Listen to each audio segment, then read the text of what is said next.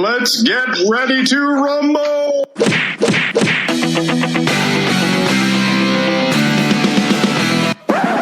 Welcome to Boxing Unwrapped.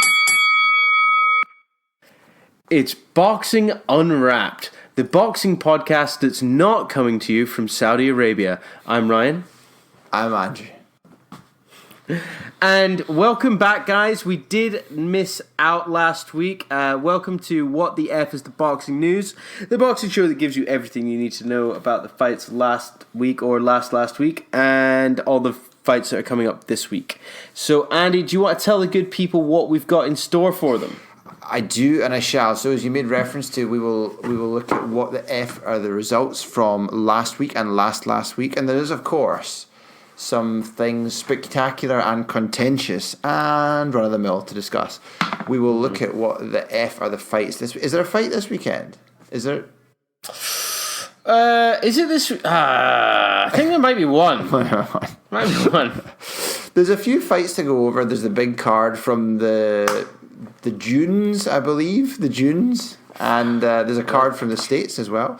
We'll look at what the F went wrong last week. We will, of course, talk about some random news. I find it pretty thin in the ground, to be honest, but I'm sure there's a few things we can cover. We'll pay homage to our listener corner, and of course, we're going to get back in at the swing of things and talk about what is grinding our gears.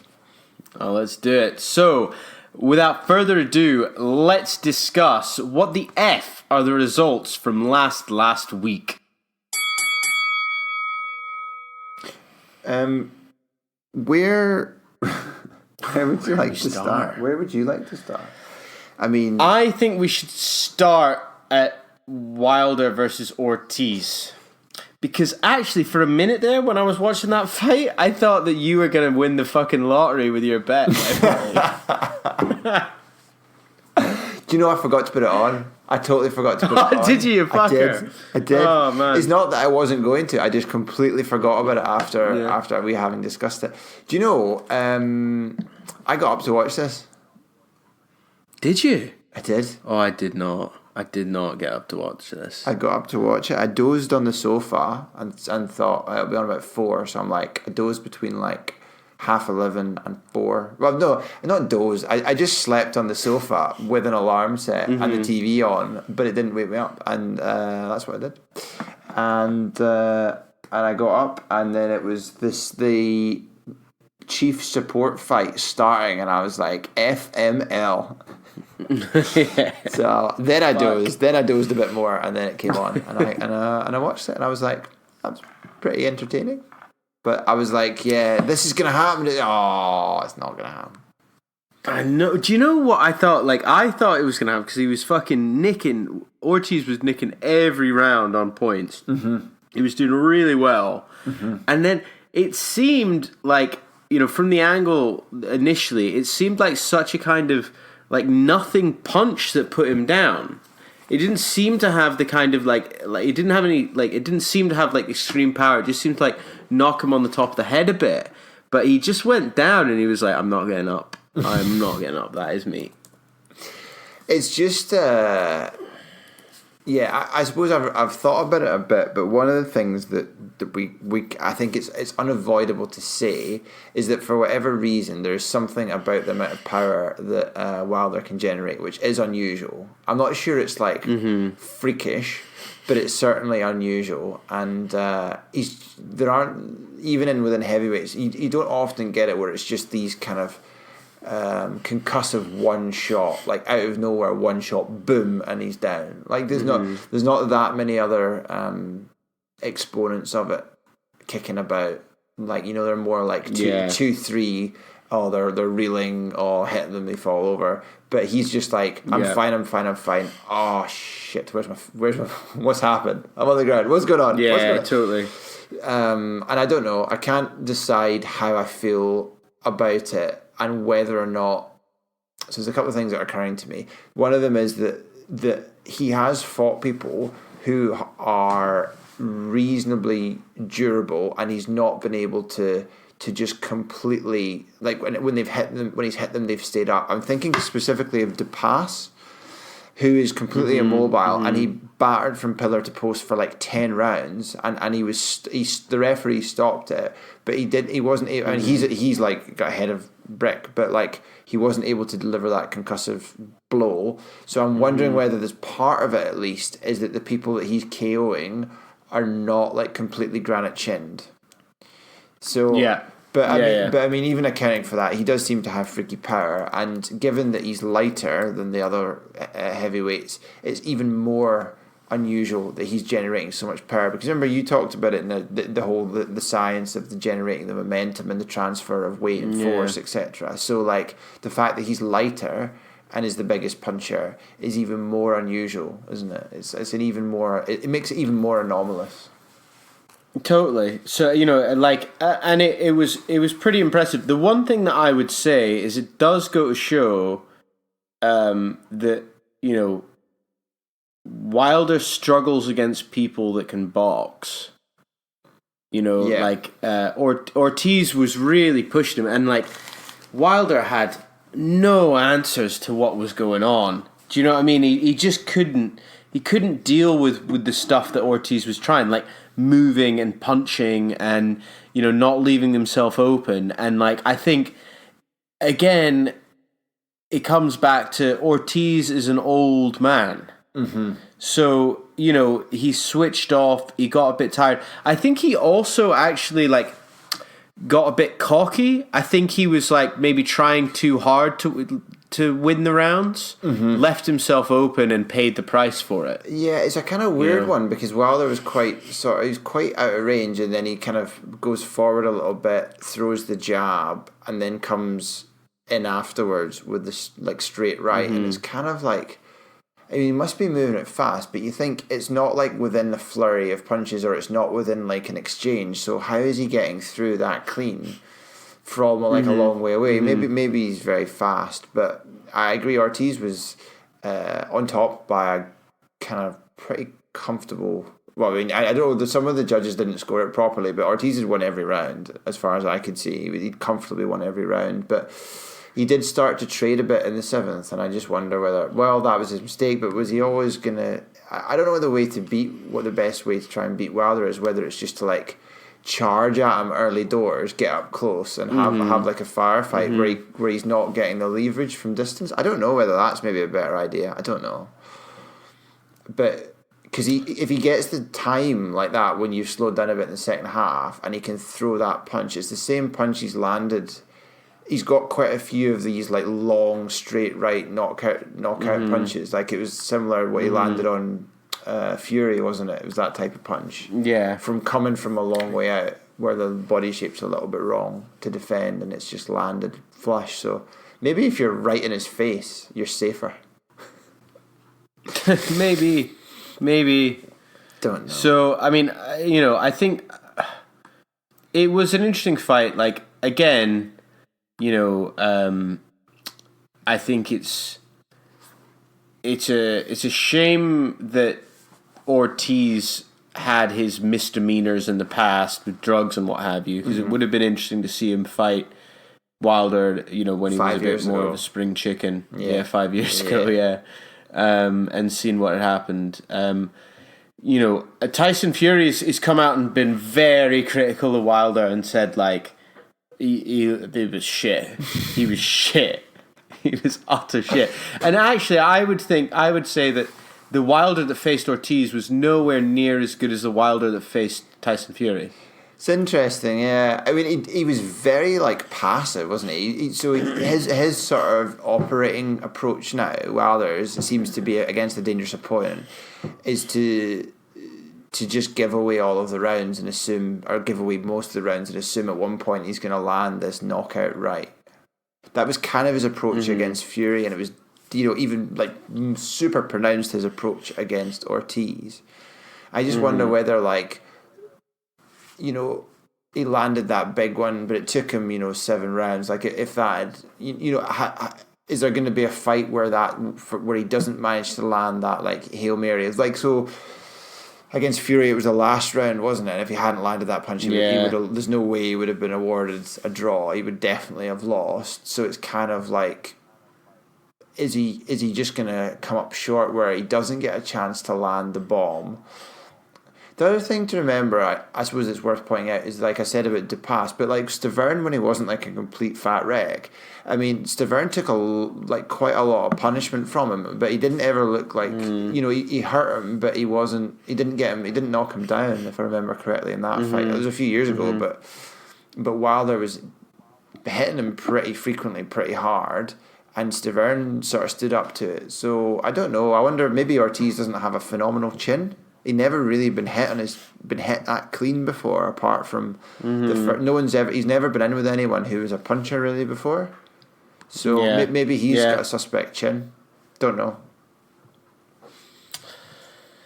Right, shall we talk about Brockhouse versus Bustos? Yeah, you're skipping a week. You're skipping back and forth in the chronology, but I'm okay with that, Ryan. I'm okay with that. Let's live dangerously. It's okay. We've got an outline. I thought the outline was in chronological order. No, it was not. It was not. Sorry. Okay, I just really put any old shit in there. Any old shit.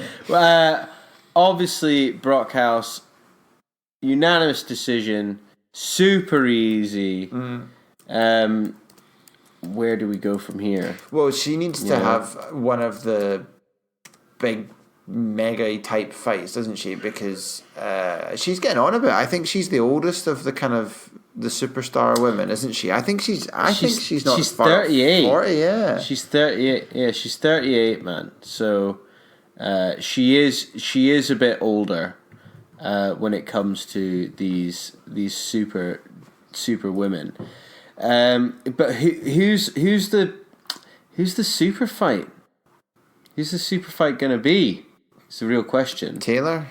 Catchweight with Taylor. Catchweight with Taylor. Why not? What? I think she beats Taylor, actually. Taylor's last performances, yeah, I agree. Yeah, I think she beats Taylor. I think she also might be a little bit too big for Taylor. She's like 5'7". I was just looking at Taylor's 5'5", and what normally fights at lightweight she normally fights at. No, junior welter. No, she last fought junior welter, and Brockhouse fights at welter. So split the difference. Come on, that's only a couple of pounds. She is giving away 2 inches. She is giving away 2 inches, but yeah. Yeah, exactly. So, but I don't know. It would be a mega fight, but like I think the the only problem is it comes after, because everyone wants to see Pursoon, don't they? Oh, really? the rematch. Yeah. Yeah, they do. Certainly, Pursoon. Pursoon's keen. Pursoon is keen. Pursoon is keen, and like I'm keen as well. I'm keen because I think it was a bit of a robbery. To be honest with you. Well. So yeah, I don't know. Yeah, it was a bit of a dubious decision, but I mean, yeah, I don't know. Brockhouse, I don't know. Maybe she's happy, just keep on winning. But she's getting. You think she'd want like a try? If she's gonna have a big fight, she's don't know how much longer she'll want to carry on for. But I don't know. There's one thing we do need to mention as well, man. And I don't know if you saw this, is that actually Scotland's own Hannah Rankin has lost her belt. She lost her IBO belt. I did see that, unfortunately, yeah. Well, I didn't see it, but I heard, yeah. We didn't discuss it. Yeah, we didn't discuss it, but hopefully she'll bounce back. I think she's wanting to, like, go for a rematch in the new year. So, it's a shame. What about her? Like, she should have a super fight with, like, one of the big ones. That would be fucking ace, actually. But she has fought. She fought Shields, didn't she?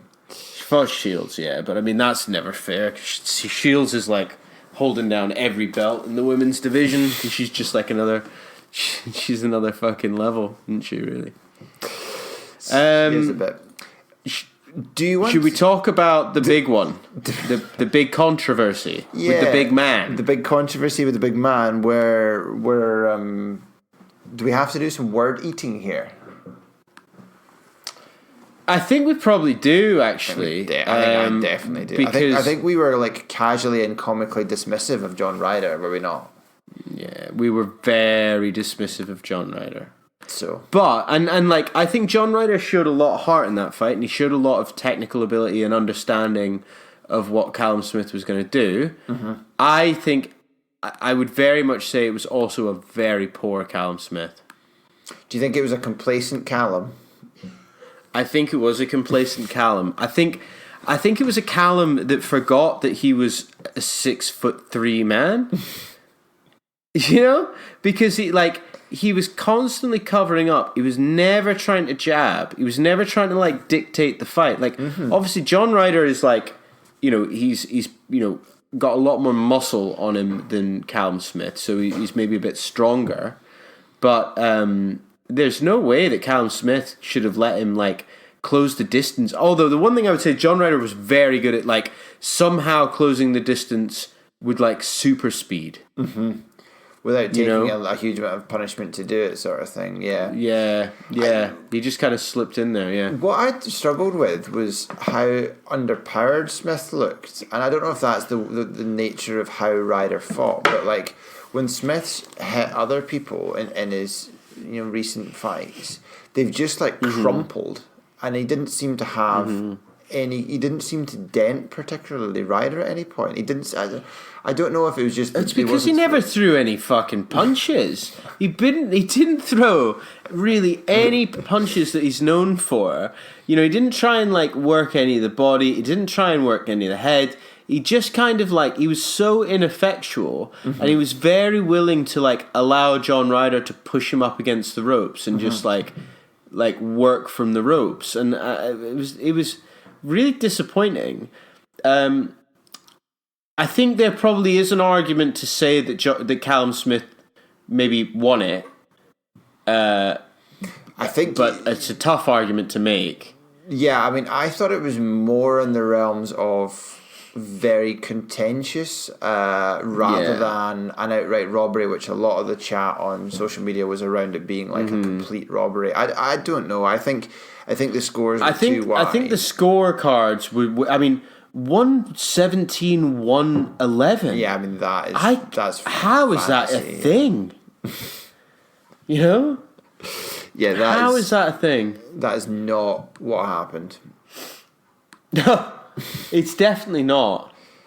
But so I don't know what fucking fight he was watching. I think if you're Ryder, you're probably going, this is like just boxing. This is what happens in boxing. This is like so spectacularly unfair. The home fighter, the main draw, the big name gets like a wonky decision, and this is boxing all over. I think that's probably what he'll feel like. I think if you're in Ryder's corner, you think we've done enough to nick this. We've won this by like 1 or 2. But and I think with Smith's corner, you're probably like, I don't know. I'm not feeling super confident about it. You definitely don't expect those scores. I thought it was pretty nip and tuck, but I mean, I don't know. I don't think I was paying quite enough attention to scoring it round by round, but I mean, there was a lot of outrage on social media, wasn't there? A lot of people were like, this is an utter disgrace. I'm never watching any boxing again.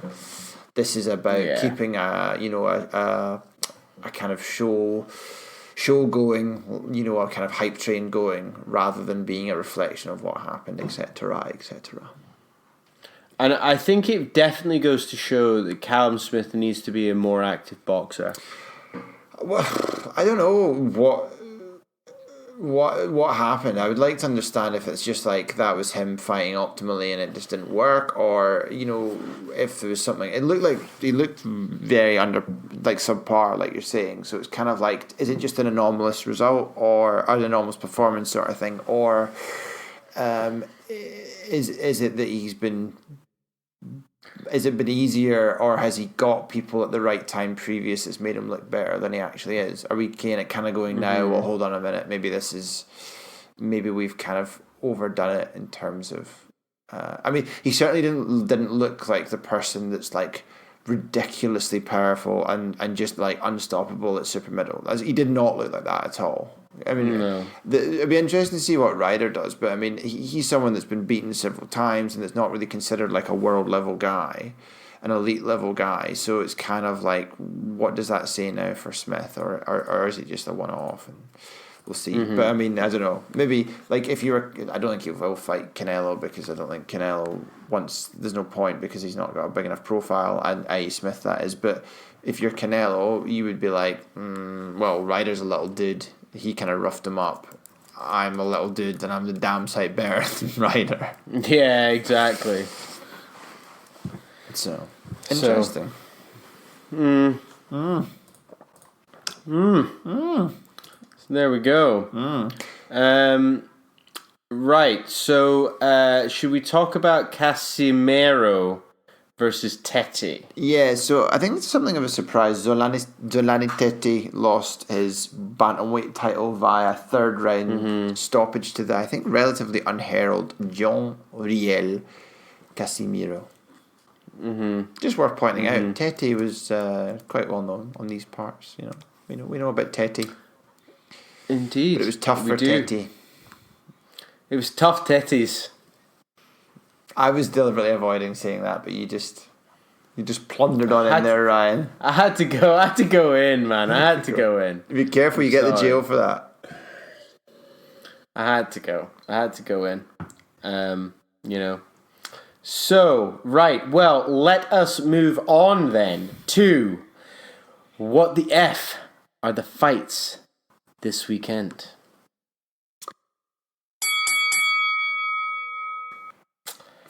Live from Saudi Arabia. From the outskirts of Riyadh. From a newly constructed giant steel temporary seating accommodation-y thing arena. With many thanks to the royalty of Saudi Arabia. Have you noticed this? Like every 2 seconds in every interview, they got to be like, we're thankful to the royal family of Saudi Arabia for being such great hosts. Like, well, I watched the recent press conference, the one from today, and every 2 minutes they were like, thank you so much to the Sheikh for allowing us to host it here and stuff. It's really funny. And for paying us all phenomenal amounts of money. Yeah, exactly. Joshua's supposedly getting like 50 odd million from this. Yeah, man. That's nice beans. That's nice beans. It is nice beans. Big fan. Now, let us talk then. How do you want to do this? Do you want to go down at the bottom and then work our way up? So maybe we should talk. Start at the bottom. Yeah. Okay. So there's one I've missed off the list, but I don't know if anyone would be interested in it. But I can't remember who he's fighting. That guy, Tom Little's fighting on the card as well. Oh yeah. But I can't remember who he's fighting. Oh fuck! It's a good question. It's it's another second-rate fucking. I think it might be like a third-rate even. Yeah, it's Majidov. Oh, is it? He's actually really good. Yeah. Oh, is he? Don't know. I never heard of him. Is he the? No, he's had one fight. He's had one fight. That's it. He doesn't have. He's had one fight, and he doesn't have a fight. He doesn't have a picture on BoxRec. So I think that tells you quite a lot. And but hold on, free boxing alert. What's that? You can watch him the first. It's free on Sky Sports Boxing YouTube from 4 p.m. Sky Sports Box Office goes live at 5. Well, if you're interested in watching the number one and only ranked heavyweight in Azerbaijan, then this is the fight for you. You heard this name here first. Majidov. Mamad Rasul Majidov. Exactly. So it's all the heavyweights. The whole card is heavyweights. The whole card is heavyweights, man. There is the return of Mr. Dillian White. Somehow, So he's fighting Marius Wack, who lost to Miller, Spilka, Bacoli. He's rubbish. He's shit. He's not. He wasn't rubbish. He was fairly like immobile but durable to start with, and now he's just immobile. He's just a giant old dude who's gonna get punched around a bit. Yeah. So, it's a weird one, right? Because actually, like, everyone wants to know what's going on with the drugs, with the Dillian Whyte drug situation. What's his name? Eddie Hearn's come out and said, look, like, they were supposed to put a they were supposed to like put a statement out. UCAD were supposed to put a statement out in October. They haven't done so. And now, we're in this situation. Mm-hmm.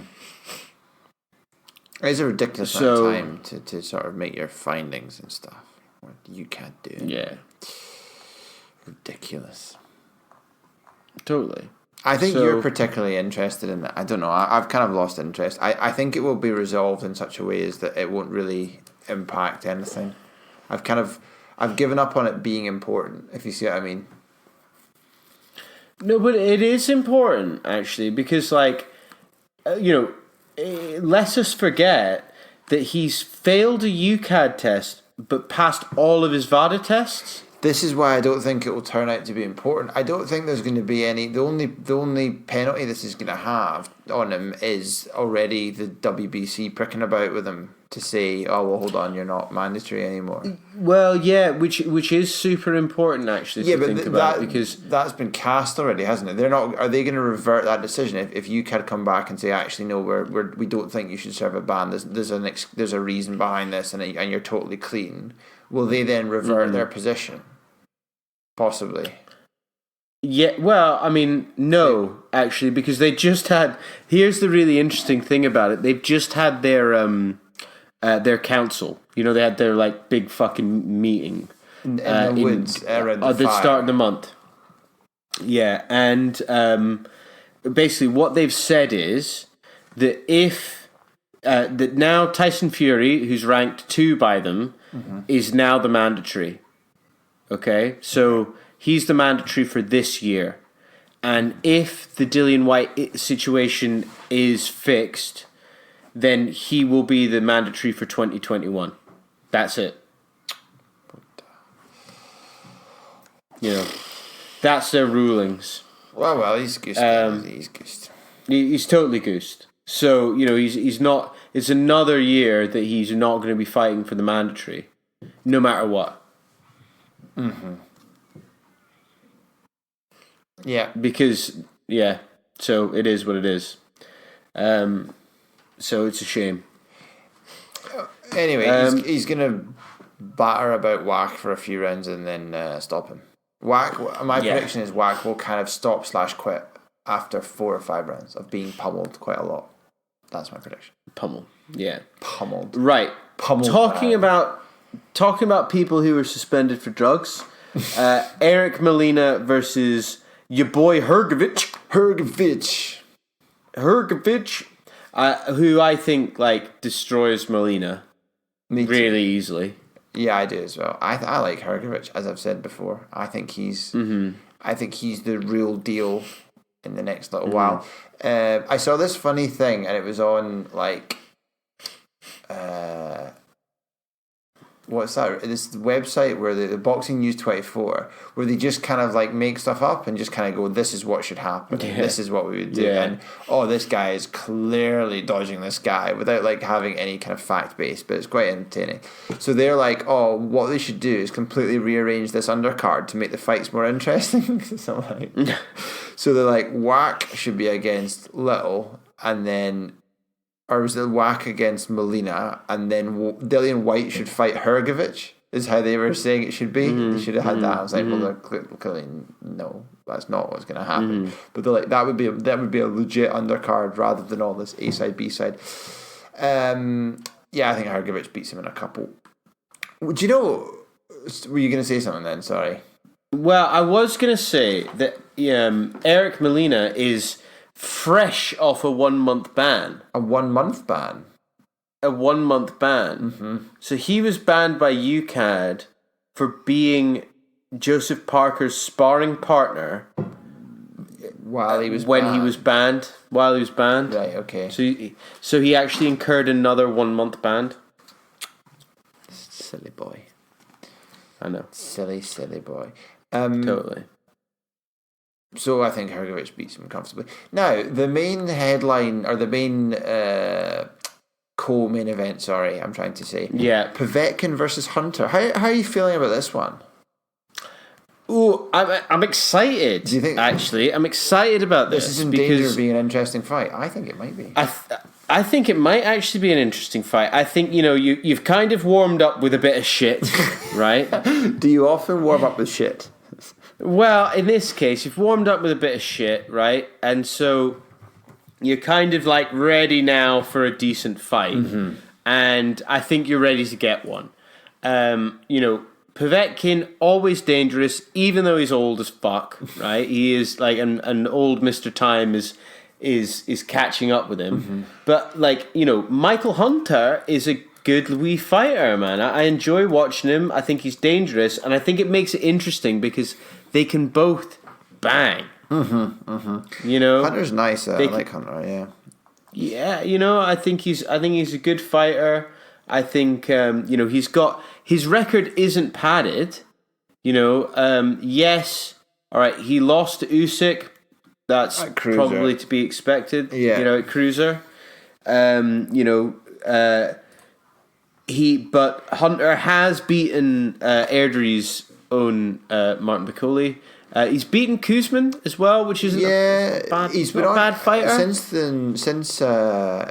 I think basically since losing to Usyk, since he's moved up to heavyweight, he's gone on like a bit of a run. He's kind of brought some attention on himself with his totally. But beat Ustinov, Maldonado. He's shit, but anyway. but still, and he looks quite good doing it. He's got quite a fluid style, and he seems to box with quite a high IQ. I like him. I think the question is he undersized or underpowered compared to the really big heavyweights? But obviously Povetkin doesn't fall into the really big heavyweight category. Mm-hmm. So it'll be interesting. Hunter's a kind of 1-2 favourite. Which I think is interesting. So I think that is interesting. So I think that'll be a nice wee fight. I think it will be a good fight. I think if Hunter wins and wins very well, I think he's then definitely I think a legit like top 10 in the mix fighter in the heavyweight division, because it's, as we talked about before, it's pretty shallow. But I think that's him. He becomes a serious contender if he wins and wins well. I agree. I very much agree. And then we have the main event. We've got Andy Ruiz Jr. versus Anthony Joshua. Will it be repeat or revenge? Who knows? I've been kind of thinking, I guess because there's a lot of media attention, I've been thinking back. I watched there was a program on BBC last night. It's like this super high glossy DAZN production. Have you watched this? Yes, I have. I have. I was like, for some reason, I thought the program had a lot of behind the scenes, after the fight access sort of thing. I thought I'd read something that was included in the program, but actually it was people that may or may not know anything about boxing talking about the fight with super HD, super slow-mo shots interspersed with them chatting about it, going, there's like a lion in there, he didn't want to go and then he quit, and then what? This is really, really impressive. I was like, what? Yeah. It wasn't very insightful, which is a bit disappointing. But I don't know. I don't know. There's, I suppose, a few things that kind of that come out as a result of having thought about it that I did, but I don't know. For me, the you can kind of, I think I said this before, but I'm definitely disregarding everything that happens after the punch that scrambles Joshua's brain. I'm discounting everything after the third round in terms of actually being demonstrably relevant to anything. And I guess it's whether Ruiz can land. So, the other thing that I thought that was really clear, especially from like the super slow-mos that they showed, the super HD slow-mos from that as well, is that there's no question Ruiz has a chin and a half. Like, his punch resistance is impressive. Yeah, he can take some serious fucking punches to the face. Yeah, because he wasn't even that, like, he got knocked down by when he did get knocked down in the third, and he was a bit like, what the fuck? But he looked pretty steady almost immediately after getting up, like in terms of the 10 count. He wasn't wobbling all over the place when he started swinging back. He was planting his feet and he was balanced to swing back.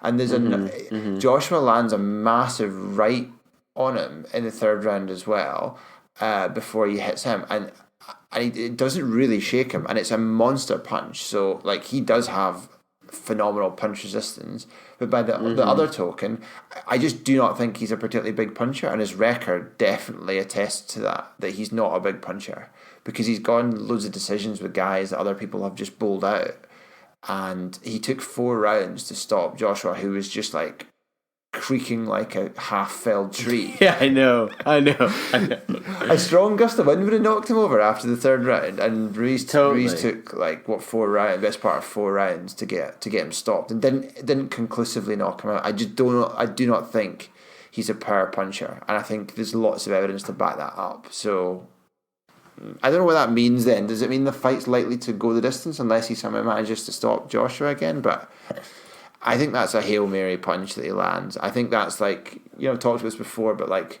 the transformer button, the weak spot on the transformer, that's where he hit. And I think if he doesn't do that, like if he just hits him on the chin, I don't think it has that impact, because I just don't think he's that big a puncher. No, I think a lot of this, I think it's tough to call. I really want to know what their weights are going to be. How much weight is Joshua? I was just reading says Joshua's going to be under 17 stone. Really?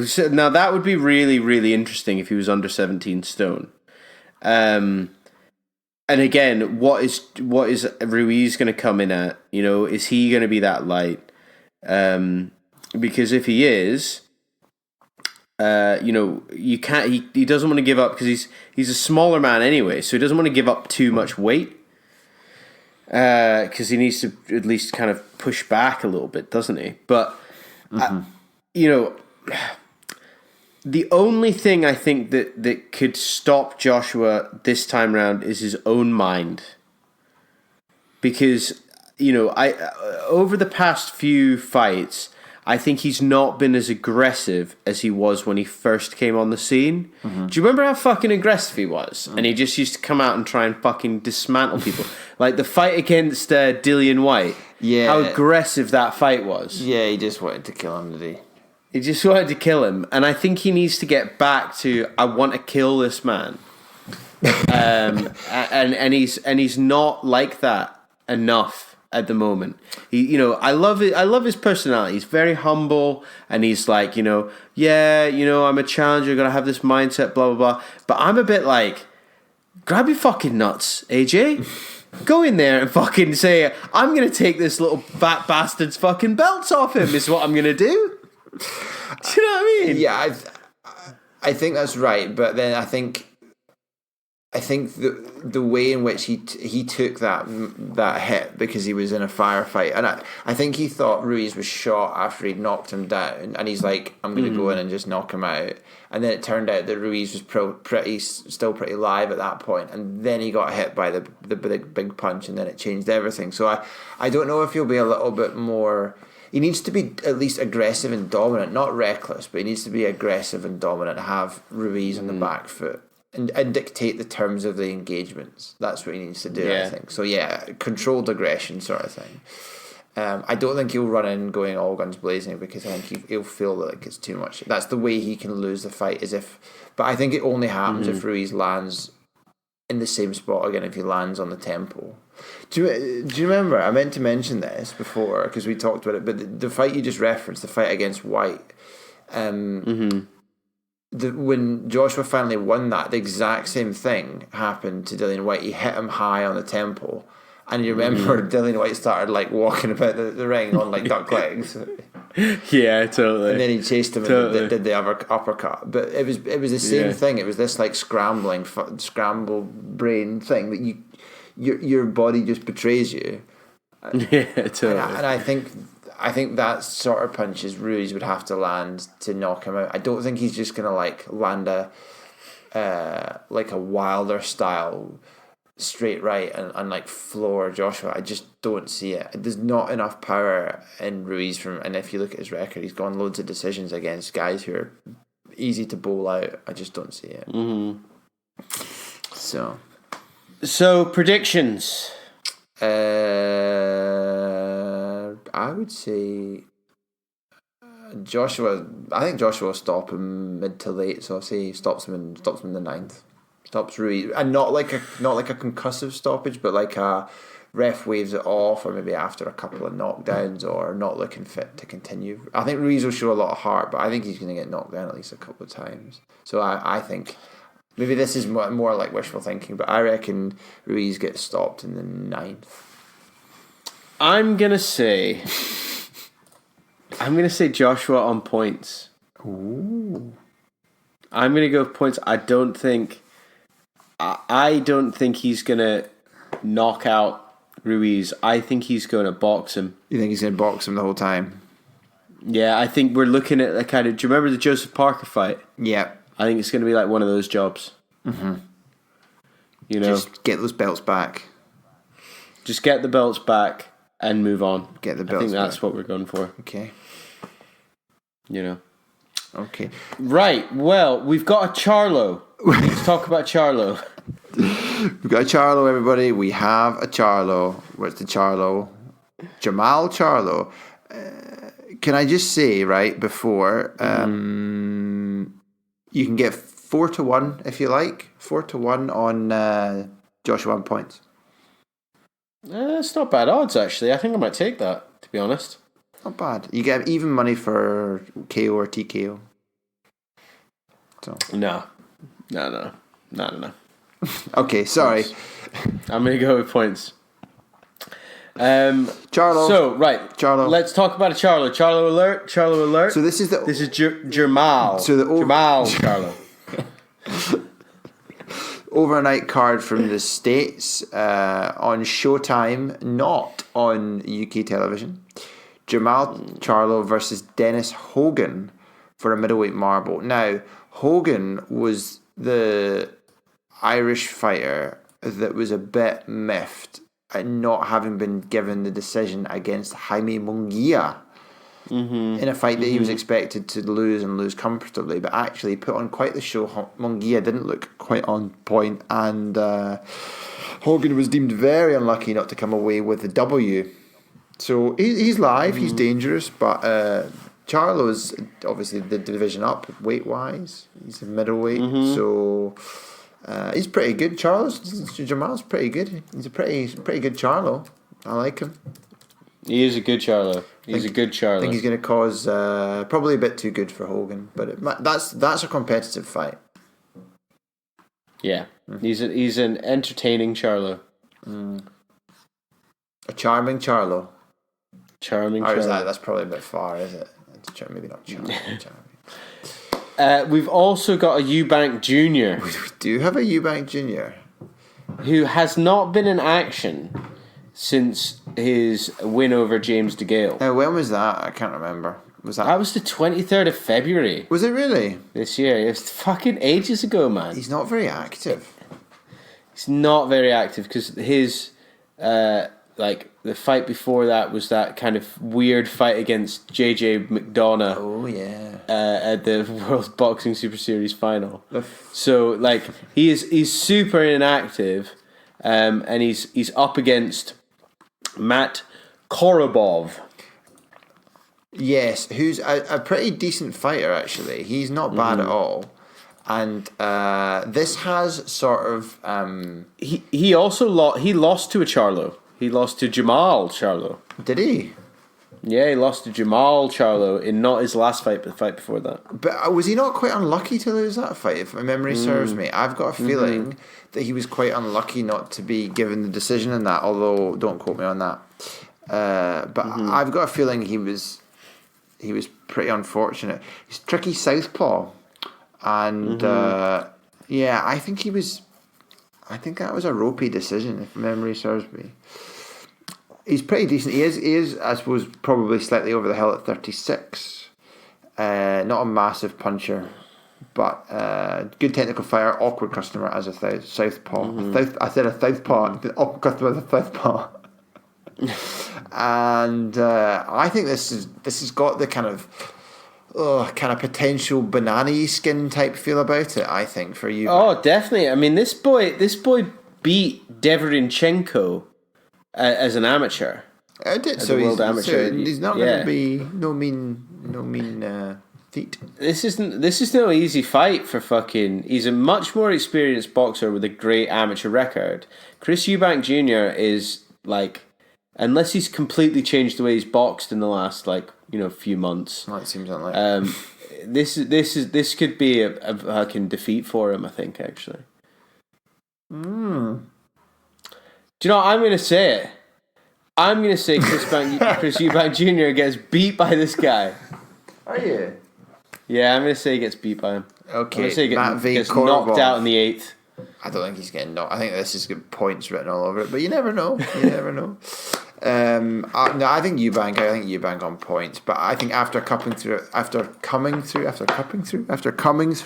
a couple of less than great moments, I think he picks up the W. Okay. That's what I'm saying, Ryan. Right, well, let us move on to our newest segment, the 6 Degrees of Danny Williams.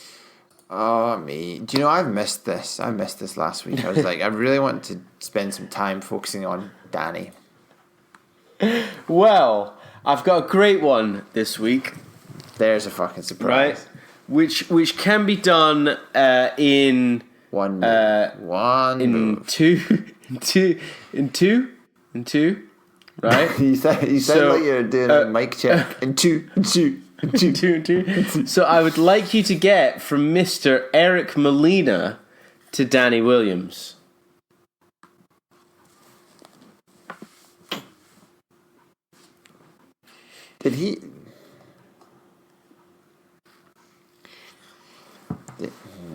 Did he fight?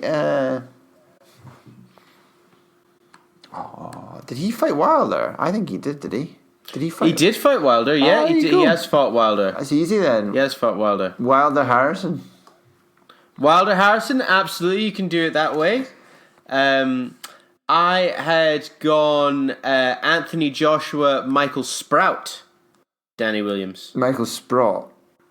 Sorry, I'm not wearing my glasses. You don't get your teeth in. I got my teeth in.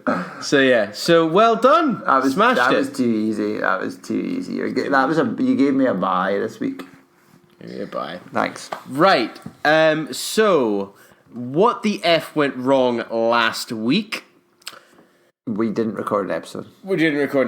So nothing. So let's move on to our random news for the evening, because there is a bit. There is a bit of random news. Did you find some random news? There is a bit. I'm hoping you're gonna. Oh man, I do have some random news. Good. I was hoping you were going to bring some random news to the random news party, because it's lonely in here.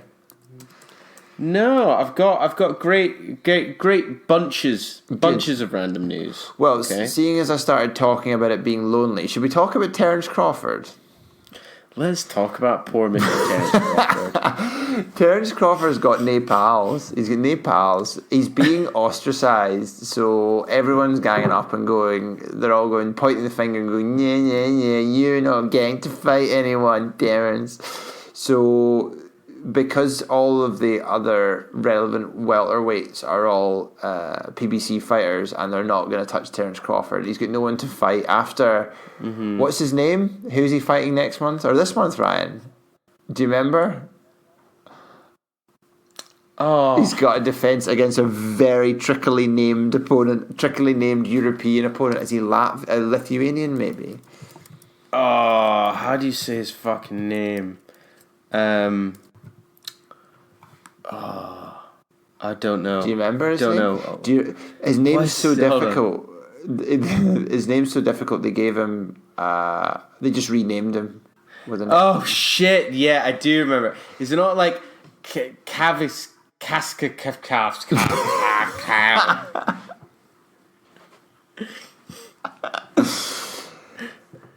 Egidijus Kavaliauskas. Oh, well done, you. I don't think Jesus that's right. Christ. I'm not quite sure that's right. But everyone, remember, if you're struggling, people are now referring to him just by his nickname to avoid that tongue twister of Mean Machine. So you can just call him Mean Machine. Right, okay. So Crawford's fighting him, but then they're talking about they're looking beyond Mean Machine, and he's got no other pals to fight.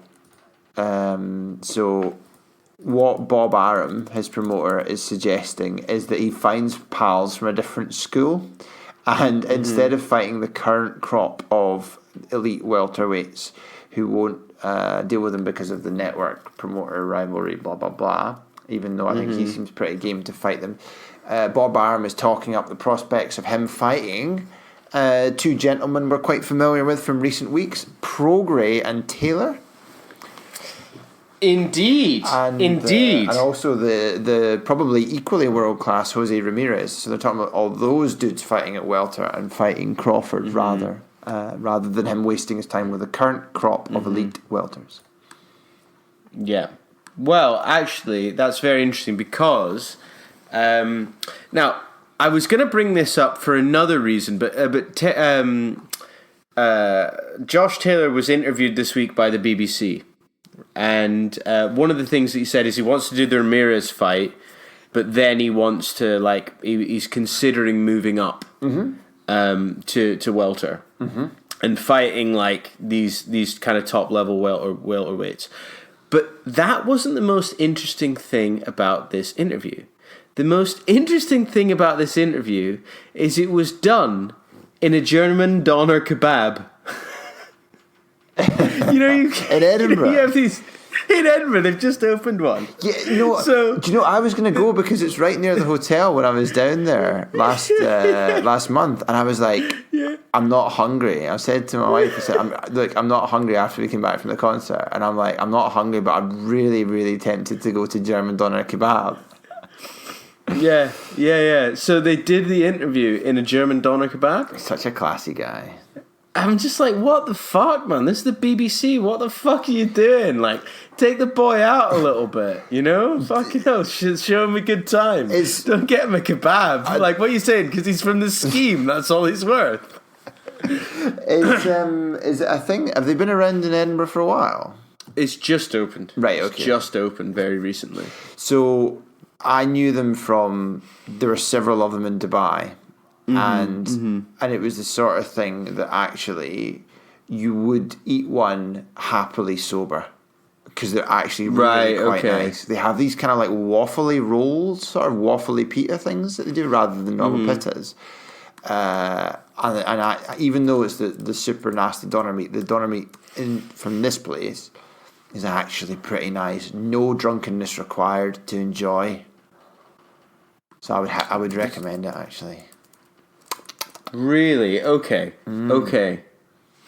So I mean, I don't know if that changes your perception of the BBC versus. Well, no. I just thought it was a bit odd. Do you know what I mean? It is a bit odd. Fucking hell. It is a bit odd. Also in random news, and I don't know if you've come across this yet. There could be an interesting contender for Christmas #1 in the UK. Was this the Tyson Fury thing? Yeah, Robbie Williams and Tyson Fury. Bad Sharon. Have you heard it? No. Oh, it's a banger. It's future classic. Future classic. This is. It's actually not bad.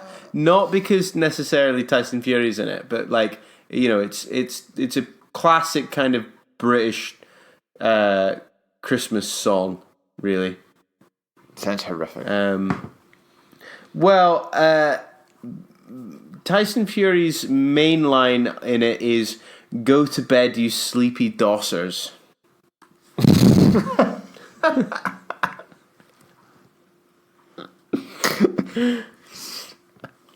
So, it kind of gives you an idea. Is that in reference to children? Is this like a Christmas Eve children thing he's talking to? No. What bad? This is about like having a bit of a snog at the Christmas party and shagging Bad Sharon.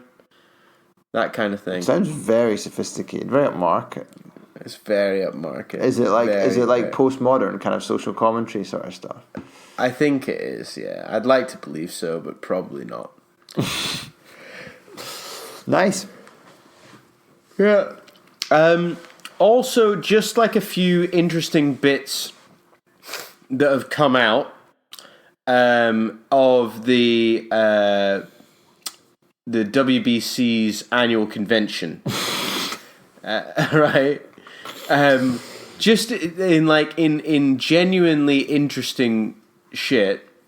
So basically, Callum Smith will be a mandatory for Benavidez. Okay. Benavidez, rather. Mm-hmm. So, effectively, Benavidez... is he fighting Yildirim? He's fighting Yildirim, okay? And then he'll be allowed one voluntary defense, and then Smith will be the mandatory to the winner between those two, which is interesting. Okay. We'll also, in the new year, we've got some interesting stuff going on in terms of the super lightweight division. So Ramirez is fighting Postol in China on the 2nd of February. Is it in China? I knew that fight was taking place. Interesting fight. Yeah. But I didn't realize it was in China. Yeah, it's in China. So then it'll be a case of having to defend against Josh Taylor as a mandatory. Is he the mandatory? Yeah. Oh. Yeah. After that.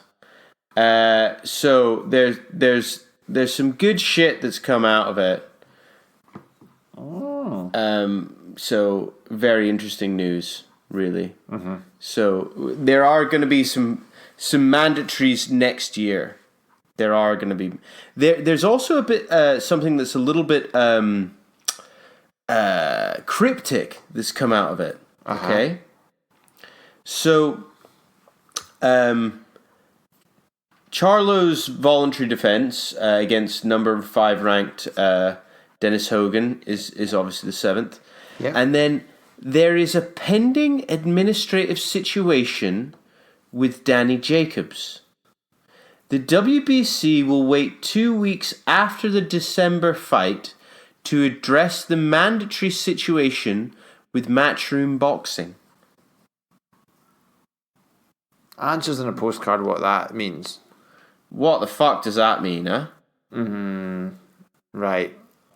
Can we get some of our more educated listeners onto this one, please? Answers in a postcard, or our Facebook page, or messages, or Twitter, please. Thank you very much.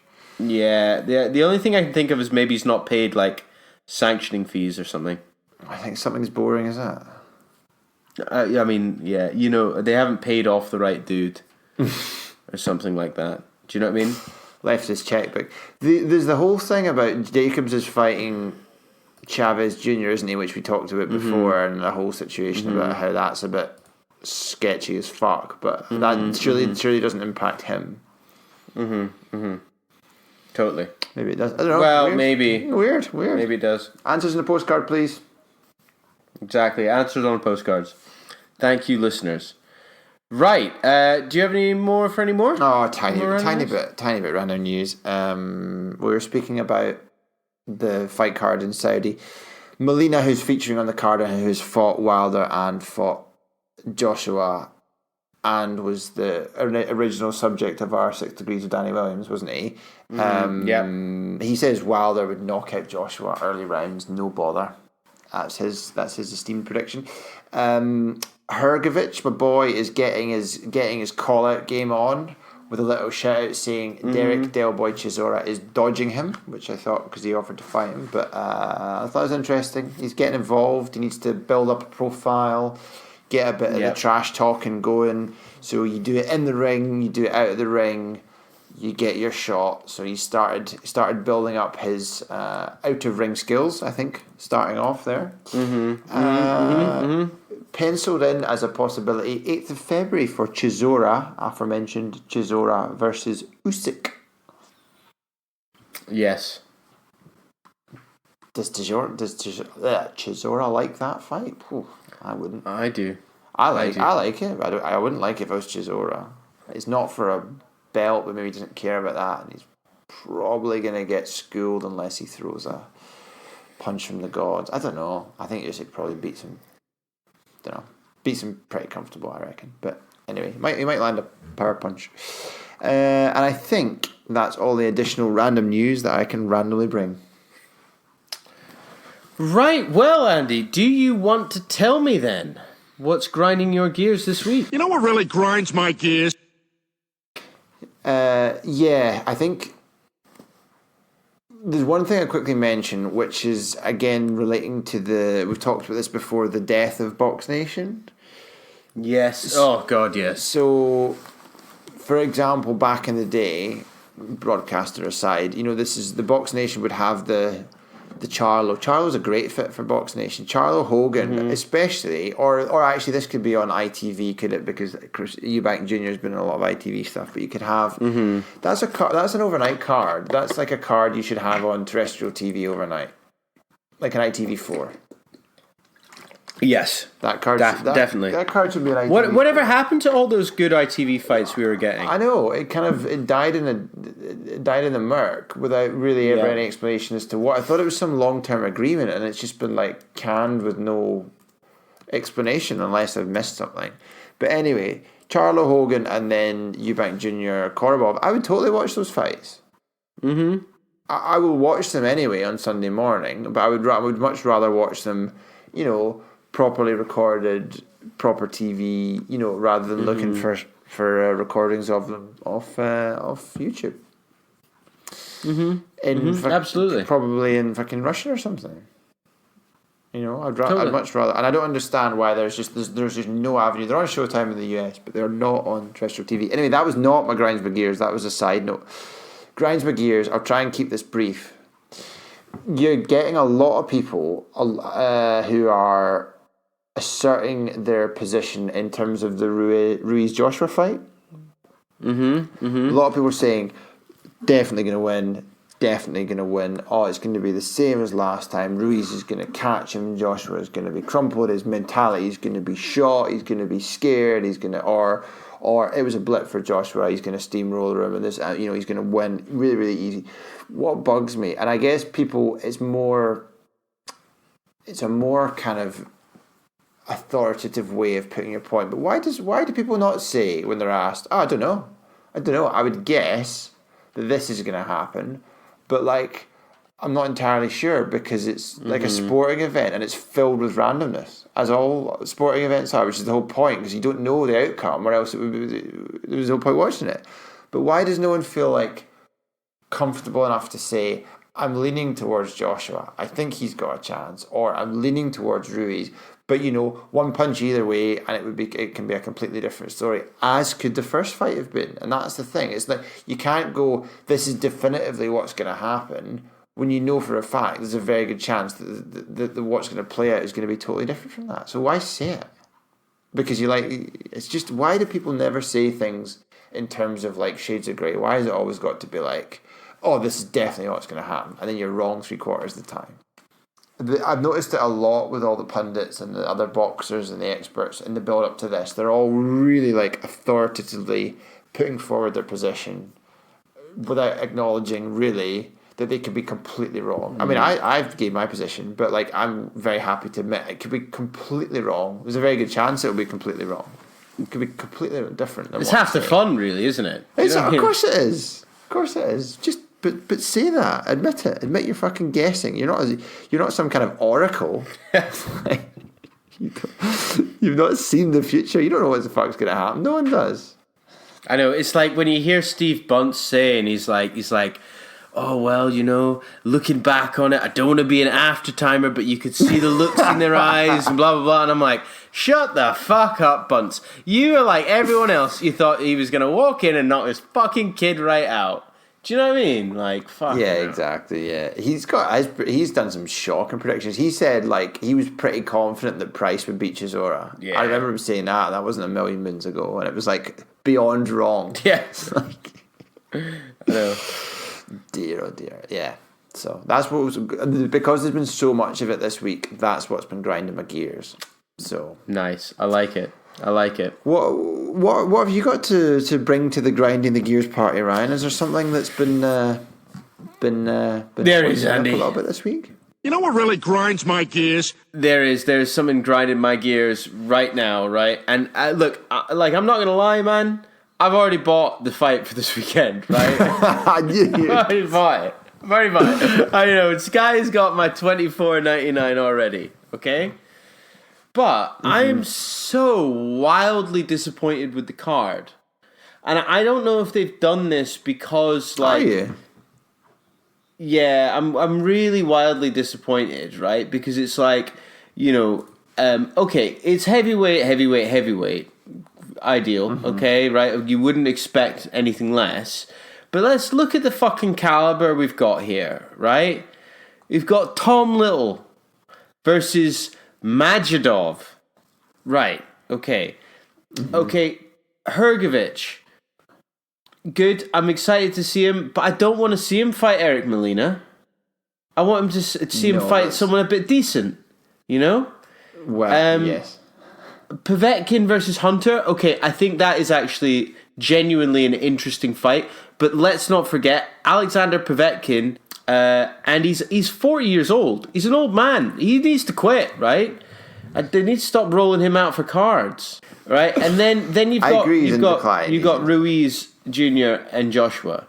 So you've got a couple of people on the card that still have unnamed opponents. You've got Hopi Price and Diego Pacheco that are unnamed opponents. I feel, and you're charging me $24.99 for this, by the way. I want fucking action-packed card where I'm like, oh, there's a couple of decent fights in there. There's not. Dillian White has not fought since July, and he's fighting some fucking no-name wanker. Like, what the fuck is that about? Do you know what I mean? Well, Wack's a name, but he's not very good. It's a tune-up fight. Yeah, it's tune-up. I agree. I think Povetkin Hunter is a decent fight. I think it's potentially quite a good fight. I think that's the sort of fight that on a £25 card, that should be like the third of the fourth fight. Yes, absolutely. And you should have a pretty stellar, I'm talking top 5 ranked fighters from a different division. I want to see Chisora Usyk on this kind of fight. For 25 quid, as well. Chisora Usyk on the undercard as is that kind of level of this is actually quite a decent card. That's what I'm struggling with. Needs a bit more oomph. And I feel like there's a bit of laziness because actually they're because of the time difference in the States, they're like, well, no one's going to watch the undercard anyway. No one's going to watch the whole thing anyway, because it's Saturday lunchtime in the States, isn't it? Yeah, because it starts at 5. Or no, well, yeah, I suppose it starts at lunchtime. I guess it will be dependent on whether it's East Coast, West Coast. It's kind of, mid-afternoon by the time the main fight's on, mid to late afternoon. It's not exactly prime time, is it? I mean, if you look at the boxers they've got, like Matchroom, we could be having Dave Allen. But, you could be having, Andrada, Bivol, who else? Who hasn't fought recently? Callum Johnson, maybe? I mean, they've got some pretty decent people. I mean, Usyk, man. I want to see Usyk on this fucking thing. You know? He maybe fought too recently. I mean, shit, Bicoli fought 2 weeks ago, but he'd be back in the ring. He'd be willing. He's there. He's probably there just in case. There in a second. Totally. Yeah, I'm inclined to agree. I think they could have padded it. They could have padded the undercard more. I think it's missing a very big fight. Yeah. I think it's one big fight short, at least, of being... because there's only really one interesting fight in the card. So, yeah, I think they could have had like a lower weight. Even if you want, you could have had a world-class one with some of the like lower a cruiserweight fight or something like that. Well, yeah, but I was meaning like even like a low weight fight where you would get... because they tend to be cheaper to organize. Yeah. But you could then have, like, say, there's another world-class fight on it, whereas... you don't have that. So, I agree. Yeah. It's just laziness. Anyway, that's what grinded my gears this week. Good. So we will come back next week after all of this and be completely wrong about everything. We'll be living in a world where Andy Ruiz has knocked Anthony Joshua out in like the second or third round. You'll have like Michael Hunter will have been beaten by Povetkin. You'll have what else? Whack will have beaten, knocking out White in the first round. Shit like that. And Hrgovic being disqualified for kicking Molina in the nuts. Yeah, totally. Something wild like that. Just watch this space. So, with that in mind, guys, it's probably the end of the show because it's been a pretty in-depth one. It has. It has been indeed. So it is goodbye from me, Ryan, and goodbye from me, Andrew.